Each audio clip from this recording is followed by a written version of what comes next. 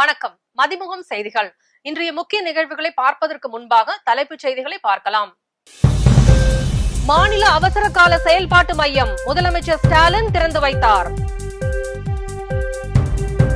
400 கோடி ரூபாய் முதலீடு, 250 பேருக்கு வேலை வாய்ப்பு. தமிழ்நாடு அரசுடன் டாபர் இந்தியா புரிந்துணர்வு ஒப்பந்தம். புதுமை பெண்களாக திகழும் மாணவிகளின் எதிர்காலத்திற்கு துணை நிற்போம். அமைச்சர் உதயநிதி ஸ்டாலின் உறுதி. அன்பின் மூலமாக இந்த உலகில் வெறுப்பை ஒழிப்போம். ஜம்மு காஷ்மீரில் ராகுல் காந்தி பேட்டி. இனி தமிழ்நாட்டு மக்களுக்காக உழைப்போம். கட்சி கொடியை அறிமுகப்படுத்திய தவேக தலைவர் விஜய் பேச்சு. சென்னை எழிலகத்தில் 5.12 கோடி ரூபாய் செலவில் தரம் உயர்த்தப்பட்டுள்ள மாநில அவசரகால செயல்பாட்டு மையத்தை முதலமைச்சர் மு.க. ஸ்டாலின் திறந்து வைத்தார். சென்னை சேப்பாக்கம் எழிலகத்தில் மாநில அவசர கால செயல்பாட்டு மையத்தை 5.12 கோடி செலவில் 10,000 சதுர அடி பரப்பில் அவசர கால செயல்பாட்டு மையம் தரம் உயர்த்தப்பட்டுள்ளது. 24 மணி நேரமும் செயல்படும் வகையில் பேரிடர் முன்னெச்சரிக்கை மையம் தரம் உயர்த்தப்பட்டுள்ளது. இந்நிகழ்ச்சிக்கு பிறகு செய்தியாளர்களின் கேள்விக்கு முதலமைச்சர் மு.க. ஸ்டாலின் பதிலளித்தார். அப்போது அமைச்சரவை மாற்றம் செய்யப்படுமா என கேள்வி எழுப்பப்பட்டது. அதற்கு பதில் அளித்த முதலமைச்சர் தனக்கு ஏதும் தகவல் வரவில்லையே என கூறினார். இதனால் அமைச்சரவை மாற்றம் குறித்து பரவி வந்த தகவலுக்கு முற்றுப்புள்ளி வைக்கப்பட்டுள்ளது. டாபர் இந்தியா லிமிடெட் நிறுவனம் திண்டிவனம் சிப்காட் உணவு பூங்காவில் 400 கோடி ரூபாய் முதலீடு மற்றும் 250 பேர்களுக்கு வேலை வாய்ப்பு அளிக்கும் வகையில் புதிய உற்பத்தி ஆலை நிறுவுவதற்கு தமிழ்நாடு முதலமைச்சர் மு.க. ஸ்டாலின் முன்னிலையில் புரிந்துணர்வு ஒப்பந்தம் மேற்கொள்ளப்பட்டது. தமிழ்நாடு முதலமைச்சர் மு.க. ஸ்டாலின் முன்னிலையில் தலைமை செயலகத்தில் தொழில் முதலீட்டு ஊக்குவிப்பு மற்றும் வர்த்தகத்துறை சார்பில் டாபர் இந்தியா லிமிடெட் நிறுவனம் திண்டிவனம் சிப்காட் உணவு பூங்காவில் 400 கோடி ரூபாய் முதலீட்டில் 250 நபர்களுக்கு வேலை வாய்ப்பு அளிக்கும் வகையில் உலகத்தரம் வாய்ந்த உற்பத்தி ஆலையை நிறுவுவதற்கான புரிந்துணர்வு ஒப்பந்தம் தமிழ்நாடு அரசிற்கும் டாபர் இந்தியா லிமிடெட் நிறுவனத்திற்கும் இடையே மேற்கொள்ளப்பட்டது. இந்நிகழ்வின் போது தொழில் முதலீட்டு ஊக்குவிப்பு மற்றும் வர்த்தகத்துறை அமைச்சர் முனைவர் டி.ஆர்.பி. ராஜா, தலைமை செயலாளர் முருகானந்தம், தொழில் முதலீட்டு ஊக்குவிப்பு மற்றும் வர்த்தகத்துறை செயலாளர் வி. அருண்ராய் மற்றும் அரசு உயர் அதிகாரிகள் உடன் இருந்தனர். மாணவிகளுக்கு இந்த அரசு எப்போதும் துணை நிற்கும் என அமைச்சர் உதயநிதி ஸ்டாலின் உறுதியுடன் தெரிவித்துள்ளார். பெருந்தலைவர் காமராசர் கல்லூரி மேம்பாட்டு திட்டத்தின் கீழ் சென்னை பாரதி மகளிர் கல்லூரி வளாகத்தில் 25 கோடி ரூபாய் மதிப்பீட்டில் கட்டப்பட்டுள்ள கலைஞர் நூற்றாண்டு கட்டிடத்தை அமைச்சர் உதயநிதி ஸ்டாலின் திறந்து வைத்தார். பின்னர் பேசிய அமைச்சர் உதயநிதி ஸ்டாலின், திராவிட மாடல் அரசின் புதுமை பெண்களாக திகழும் மாணவிகளின் எதிர்காலம் சிறக்க என்றும் துணை நிற்போம் என தெரிவித்தார். கிட்டத்தட்ட 3 லட்சம் மாணவர்கள் வருஷம் அதை பயன்படுறாங்க. தமிழ் புதுமை பெண் திட்டத்தின் மூலம் வருஷம் 6 லட்சம் மாணவிகள் பயன்பெற்றிருக்கிறார். அன்பின் மூலமாக இந்த உலகில் வெறுப்பை ஒழிப்போம் என்று ஜம்மு காஷ்மீரில் மக்களவை எதிர்க்கட்சி தலைவர் ராகுல் காந்தி தெரிவித்தார். ஜம்மு காஷ்மீர் மாநிலம் ஸ்ரீநகரில் காங்கிரஸ் தலைவர் மல்லிகார்ஜுன கார்கே தலைமையில் காங்கிரஸ் தொண்டர்கள் கூட்டம் நடைபெற்றது.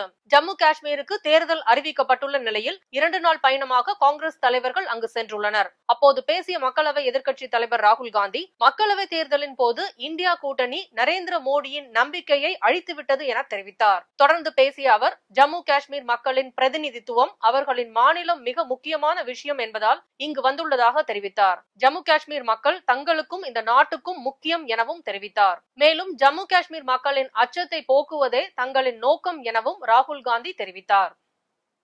சென்னை பனையூரில் உள்ள அலுவலகத்தில் தமிழக வெற்றி கழக கட்சியின் கொடியை நடிகரும் அக்கட்சியின் தலைவருமான விஜய் ஏற்றி வைத்தார். தமிழக வெற்றி கழகத்தின் கொடியை அறிமுகம் செய்யும் நிகழ்ச்சி பனையூரில் உள்ள கட்சி தலைமை அலுவலகத்தில் நடைபெற்றது. பனையூர் அலுவலகத்திற்கு தவேக தலைவர் விஜயின் தந்தை எஸ்.ஏ. சந்திரசேகர் மற்றும் அவரது தாய் ஷோபா வருகை தந்தனர். பின்னர் நடிகர் விஜய் தனது இல்லத்தில் இருந்து பனையூர் கட்சி அலுவலகத்திற்கு வந்தடைந்தார். கட்சி அலுவலகத்திற்கு வந்த விஜய் கட்சி நிர்வாகிகளுடன் அமர்ந்தார். பின்னர் தனது தந்தையை கட்டி அணைத்து வரவேற்று பின் மேடைக்கு சென்றார். இதையடுத்து 2026ஆம் ஆண்டில் இலக்கை அடைய உண்மையாக உழைப்போம், உறுதியாக அடைவோம் என நெஞ்சில் கை வைத்து விஜய் உறுதிமொழி ஏற்க தொண்டர்களும் உறுதிமொழி எடுத்துக் கொண்டனர். இதனைத் தொடர்ந்து மேடையில் தமிழக வெற்றி கழகத்தின் கொடியை நடிகர் விஜய் அறிமுகம் செய்து வைத்தார். கொடியில் மேலும் கீழும் ரத்த சிவப்பு நிறமும் மையப்பகுதியில் மஞ்சள் நிறமும் இடம்பெற்றுள்ளன. கொடியின் நடுவில் வாகை பூவும் அதன் இருபுறமும் காலை உயர்த்திய இரு போர் யானைகளும் இடம்பெற்றுள்ளன. மேலும் 28 நட்சத்திரங்களும் கட்சி கொடியை அலங்கரிக்கின்றன. பின்னர் கட்சி அலுவலகத்தில் அமைக்கப்பட்டிருந்த கொடி கம்பத்தில் தமிழக வெற்றி கழக கட்சியின் கொடியை நடிகர் விஜய் ஏற்றி வைத்தார். இதனைத் தொடர்ந்து மேடையில் பேசிய நடிகர் விஜய் தனது நெஞ்சில் குடியிருக்கும் நிர்வாகிகள் முன்பாகவும் தமிழக மக்கள் முன்பாகவும் கொடியை அறிமுகம் செய்தது மகிழ்ச்சி அளிப்பதாக தெரிவித்தார். கேலோ இந்தியா விளையாட்டுப் போட்டி 2023 குறித்து விளக்கும் வகையில் future is here Khelo India youth games 2023 என்ற காலப்பேழை புத்தகத்தை முதலமைச்சர் மு.க. ஸ்டாலின் வெளியிட்டார். கேலோ இந்தியா இளைஞர் விளையாட்டுப் போட்டி 2023 குறித்து விளக்கும் வகையில் தமிழ்நாடு விளையாட்டு மேம்பாட்டு ஆணையத்தால் தயாரிக்கப்பட்ட future is here Khelo India youth games 2023 என்ற காலப்பேழை புத்தகத்தை தமிழ்நாடு முதலமைச்சர் மு.க. ஸ்டாலின் வெளியிட்டார். இந்நிகழ்ச்சியில் இளைஞர் நலன் மற்றும் விளையாட்டு மேம்பாட்டுத்துறை அமைச்சர் உதயநிதி ஸ்டாலின், தலைமை செயலாளர் நா. முருகானந்தம், இளைஞர் நலன் மற்றும் விளையாட்டு மேம்பாட்டுத்துறை அரசு கூடுதல் தலைமை செயலாளர் முனைவர் அதுல்யா மிஸ்ரா, தமிழ்நாட்டு விளையாட்டு மேம்பாட்டு ஆணைய உறுப்பினர் செயலர் ஜே. மேகநாத ரெட்டி மற்றும் அரசு உயர் அலுவலர்கள் கலந்து கொண்டனர். வேளாண்மை அலுவலர் மற்றும் தோட்டக்கலை அலுவலர்கள் பணியிடங்களுக்கு தேர்வு பெற்ற 158 பேர்களுக்கு பணி நியமன ஆணைகளை முதலமைச்சர் மு.க. ஸ்டாலின் வழங்கினார். வேளாண்மை உழவர் நலத்துறையில் காலியாக உள்ள உதவி தோட்டக்கலை அலுவலர் பணியிடங்களை நிரப்பிடும் பொருட்டு தமிழ்நாடு அரசு பணியாளர் தேர்வாணையம் வாயிலாக 2023 ஆண்டு நடத்தப்பட்ட தேர்வு மூலம் உதவி தோட்டக்கலை அலுவலர் பணியிடங்களுக்கு 158 தெரிவு செய்யப்பட்டு அவர்களில் 5 பேர்களுக்கு முதலமைச்சர் மு.க. ஸ்டாலின் பணி நியமன ஆணைகளை வழங்கி வாழ்த்தினார். இந்த நிகழ்ச்சியில் வேளாண்மை உழவர் நலத்துறை அமைச்சர் எம்.ஆர்.கே. பன்னீர்செல்வம் மற்றும் அரசு உயர் அலுவலர்கள் கலந்து கொண்டனர். இதேபோல் உயர்கல்வித்துறை சார்பில் தமிழ்நாட்டில் உயர்கல்வி பயிலும் மாணவ மாணவியருடைய ஆராய்ச்சி திறனை மேம்படுத்திடவும், புதிய கண்டுபிடிப்புகளை ஊக்கப்படுத்திடவும் முதல்வரின் ஆராய்ச்சி ஊக்கத்தொகை திட்டத்தின் தெரிவு செய்யப்பட்ட 120 மாணவ மாணவியர்களுக்கு ஆராய்ச்சி படிப்பை தொடர மாதம் 25,000 ஊக்கத்தொகை பெறுவதற்கான ஆணைகளை முதலமைச்சர் மு.க. ஸ்டாலின் வழங்கினார். இந்த நிகழ்ச்சியில் உயர்கல்வித்துறை அமைச்சர் முனைவர் க. பொன்முடி மற்றும் அரசு உயர் அலுவலர்கள் கலந்து கொண்டனர். மக்கள் தொகை கணக்கெடுப்பை சாதிவாரி கணக்கெடுப்பாக நடத்த வேண்டும் என பாமக நிறுவனர் ராமதாஸ் வலியுறுத்தியுள்ளார். இது குறித்து அவர் வெளியிட்டுள்ள அறிக்கையில், மக்கள் தொகை கணக்கெடுப்பின் போது சாதிவாரி விவரங்களை திரட்டுவது குறித்து விவாதித்து வரும் ஒன்றிய அரசு அதில் சமூக நீதிக்கு சாதகமான முடிவை எடுக்க வேண்டும் என குறிப்பிட்டுள்ளார். 2021 ஆண்டு மக்கள் தொகை கணக்கெடுப்பு சாதிவாரி மக்கள் தொகை கணக்கெடுப்பாக நடத்தப்படும் என்று ஒன்றிய அரசு அதிகாரப்பூர்வமாக அறிவிக்க வேண்டும் எனவும் குறிப்பிட்டுள்ளார். ஒன்றிய அரசின் சார்பில் சாதிவாரி மக்கள் தொகை கணக்கெடுப்பு நடத்தப்பட்டாலும் தமிழ்நாட்டில் 69% இடஒதுக்கீட்டை பாதுகாக்க தமிழ்நாடு அரசுதான் சாதிவாரி கணக்கெடுப்பை எடுக்க வேண்டும் என்பதால் அதற்கான முயற்சிகளை தமிழக அரசு மேற்கொள்ள வேண்டும் எனவும் பாமக நிறுவனர் ராமதாஸ் குறிப்பிட்டுள்ளார்.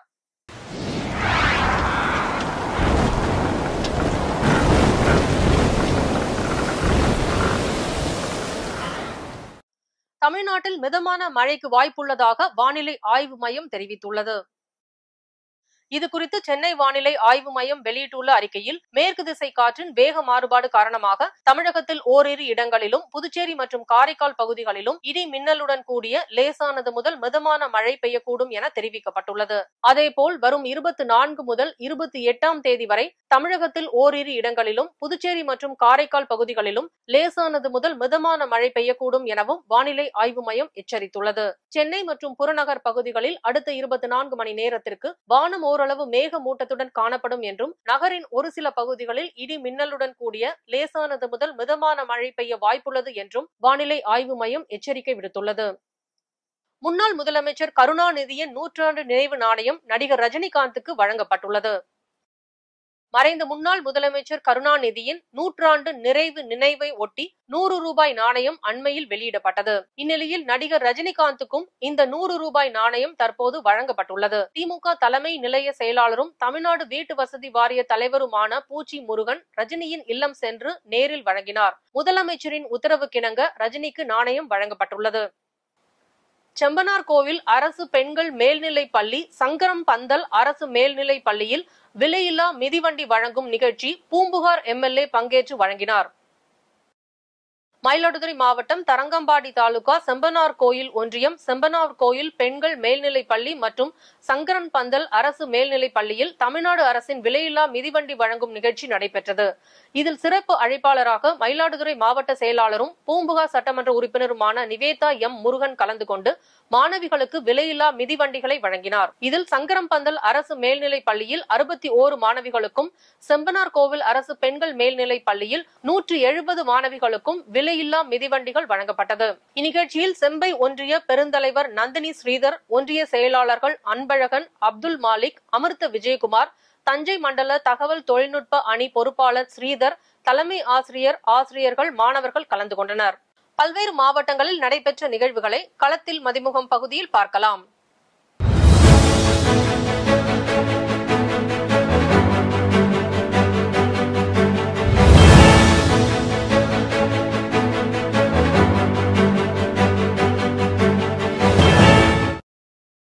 தென்காசியிலிருந்து ராமேஸ்வரம் மற்றும் திருநெல்வேலிக்கு 2 புதிய பேருந்துகள் சேவை தொடங்கி வைக்கப்பட்டது. இந்த நிகழ்ச்சியில் சட்டமன்ற உறுப்பினர் பழனி நாடார் பங்கேற்று புதிய பேருந்துகளின் சேவையை கொடியசைத்து துவக்கி வைத்தார். இந்த நிகழ்ச்சியில் தென்காசி திமுக தெற்கு மாவட்ட செயலாளர் ஜெயபாலன், மாவட்ட பஞ்சாயத் துணைத் தலைவர் உதய் கிருஷ்ணன் உள்ளிட்டோர் கலந்து கொண்டனர்.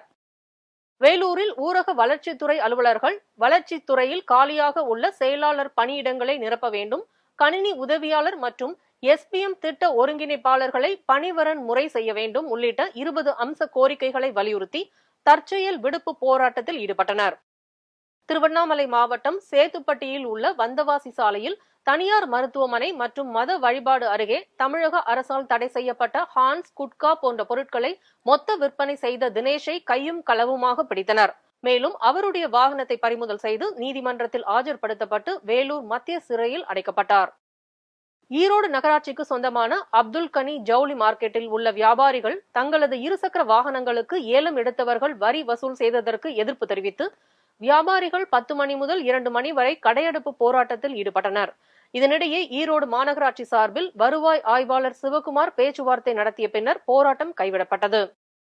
திருப்பூர் மாநகராட்சியில் மாநகராட்சி மேயர் தினேஷ்குமார், மாநகராட்சி ஆணையாளர் பவன்குமார் ஜி, கிரிய பனவர் ஆகியோர் உத்தரவின் பேரில் மழைநீர் வடிகால், கழிவுநீர் வடிகால் ஆகியவற்றில் தேங்கி கிடக்கும் குப்பைகள், பிளாஸ்டிக் கவர், கண்ணாடி பாட்டில்கள் போன்ற கழிவுகள் அகற்றும் பணி தீவிரப்படுத்தப்பட்டுள்ளது. திருப்பூர் மாநகராட்சி 3வது மண்டலம் 49வது வார்டு வள்ளியம்மை நகரில் சுமார் 20க்கும் மேற்பட்ட தொழிலாளர்களை கொண்டு மழைநீர் வடிகாலில் உள்ள கழிவுகளை அகற்றும் பணி நடைபெற்றது. ராணிப்பேட்டை மாவட்டம் பானாவரம் கிராமத்தில் அமைந்துள்ள அருள்மிகு கிராம தேவி அம்மன் திருக்கோவில் 108 பால்குட ஊர்வலம் அம்மனுக்கு சிறப்பு பாலாபிஷேகம் வெகு விமர்சையாக நடைபெற்றது. இதனை முன்னிட்டு மூலவர் அம்மனுக்கு, உற்சவர் அம்மனுக்கும் பல்வேறு வகையான நறுமண பொருட்கள் கொண்டு சிறப்பு அபிஷேகம் அலங்காரம் செய்யப்பட்டு மகா தீபாராதனைகள் நடைபெற்றது. இதில் திரளான பெண்கள் கலந்து கொண்டு பால் குடம் எடுத்து தங்கள் நேர்த்தி கடனை செலுத்தி வழிபட்டனர். பக்தர்கள் அனைவருக்கும் பிரசாதம், அன்னதானம் வழங்கப்பட்டது. திருப்பூரில் பனியன் உற்பத்தியாளர்கள் 7% கூலி உயர்வு வழங்காததால் பவர் டே இன்பில் உரிமையாளர்கள் சங்கத்தினர் வேலை நிறுத்த போராட்டத்தை தொடங்கியுள்ளனர். டெலிவரி கொடுப்பதையும் நிறுத்திவிட்டு வேலை நிறுத்த போராட்டத்தில் ஈடுபட்டனர்.